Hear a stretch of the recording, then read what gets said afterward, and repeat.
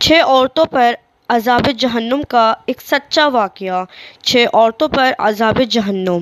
میں نے ایک عورت کو دیکھا کہ اس کو اس کے سر کے بالوں کے ساتھ الٹا لٹکا دیا گیا اور اس کا دماغ کھول رہا ہے، اور ایک عورت کو دیکھا کہ اس کو اس کی زبان کے ساتھ الٹا لٹکا دیا گیا ہے اور گرم پانی اس کے حلق میں ٹپکایا جا رہا ہے۔ میں نے ایک اور عورت کو دیکھا کہ اس کے دونوں پیروں کو اس کی چھاتیوں کے ساتھ اور اس کے دونوں ہاتھوں کو اس کی پیشانی کے ساتھ باندھ دیا گیا ہے۔ میں نے ایک اور عورت کو دیکھا کہ اس کو اس کی چھاتی کے ساتھ الٹا لٹکا دیا گیا ہے۔ میں نے ایک اور عورت کو دیکھا کہ اس کا سر سور کے سر جیسا ہے اور اس کا بدن گدھے جیسا ہے اور اس کو ہزار ہا قسم کا عذاب دیا جا رہا ہے۔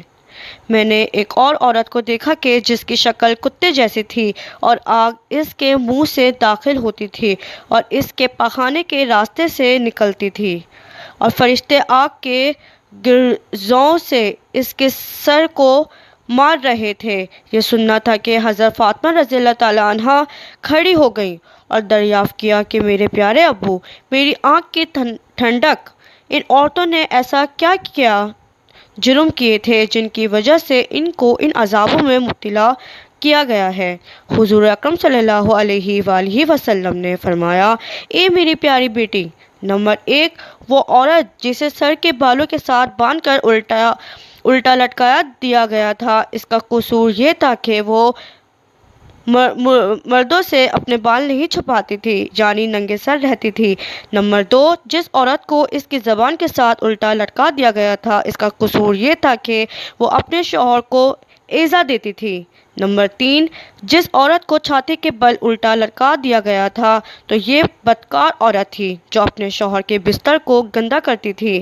نمبر 4، جس عورت کے دونوں پیر چھاتی سے اور دونوں ہاتھ پیشانی سے باندھ دیے گئے تھے اور اس پر سانپ اور بچھو چھوڑ دیے گئے تھے، تو یہ وہ عورت تھی جو حیض اور جنابت کے بعد غسل سے اپنے بدن کو پاک و صاف نہیں کرتی تھی اور نماز کا مذاق اڑاتی تھی۔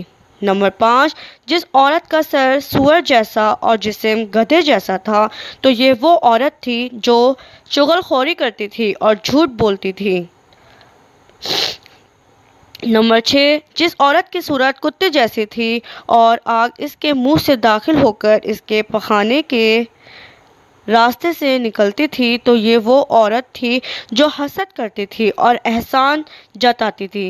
الکبائر ذہبی سود 177۔ اے آدم و حوا کی بیٹیوں، ذرا آج کی ماڈرن لڑکیوں کو دیکھو کہ وہ اجنبی اور غیر لوگوں کو دیکھنے کی کس قدر شوقین ہیں، ان سے گفتگو کرنے اور ان سے رابطہ قائم کرنے کی کتنی رغبت رکھتی ہیں۔ یہی نہیں بلکہ کالجوں اور یونیورسٹیوں میں ان کے ساتھ شانہ بشانہ بیٹھنے، نیز حکومت کے اداروں میں ان کے ساتھ مل بیٹھ کر ملازمت کرنے کی کتنی طلب رکھتی ہیں، اور تو اور سڑکوں اور بازاروں میں مردوں کے شانہ بشانہ چلنے، ٹیلی ویژن اور وی سی آر کے سامنے ایک ساتھ مل کر بیٹھنے کو بڑا فخر سمجھتی ہیں، اور کندھے سے کندھا ٹکرانے میں، بلکہ سلام کے وقت ہاتھ سے ہاتھ ملانے، انٹرنیٹ اور ٹیلی ویژن پر غلط گفتگو کرنے میں کوئی عار بھی محسوس نہیں کرتی ہیں۔ وہ سب کچھ خوب جانتی ہیں کہ وہ کیا کچھ کرتی ہیں اور کن سوچوں میں رات دن ڈوبی رہتی ہیں۔ یہی وجہ ہے کہ خشکی اور سمندر میں انسان کے غلط اعمال اور کرتوت کی وجہ سے فساد برپا ہے، اور ہمارے گناہوں کی نحوست خشکی سے سمندر تک جا پہنچی ہے، جس کی وجہ سے اطمینان اور سکون ختم ہو گیا ہے ہماری زندگیوں سے۔ کراچی میں 4 دوستوں وارث، خالد، نعیم اور خالہ زاد بھائی نے اپنے دوست منور کے ولیمے میں شرکت کی۔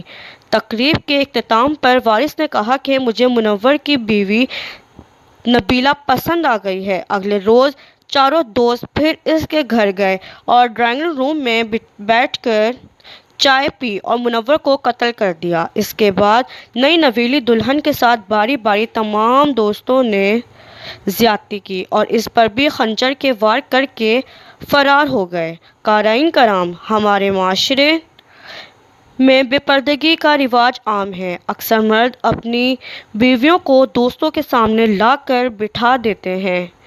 بیوی ان کے لیے چائے لا رہی ہے، کبھی کھانا لا رہی ہے۔ ایسے بے غیرت مرد اس بات پر بہت زیادہ فخر محسوس کرتے ہیں اور بعض تو اپنی بیوی کی خوبصورتی دکھا کر اپنے دوستوں میں تعریف کرتے ہیں۔ وقتی طور پر ایک دوسرے کو بھائی بہن بنا لیتے ہیں اور بھابھی دیور بن جاتے ہیں۔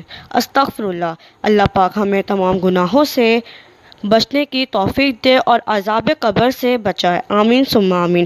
اگر آپ کو میری یہ ویڈیو اچھی لگی تو اس کو لازمی لائک کریں، شیئر کریں اور میرا چینل لازمی سبسکرائب کریں۔ شکریہ۔ السلام علیکم۔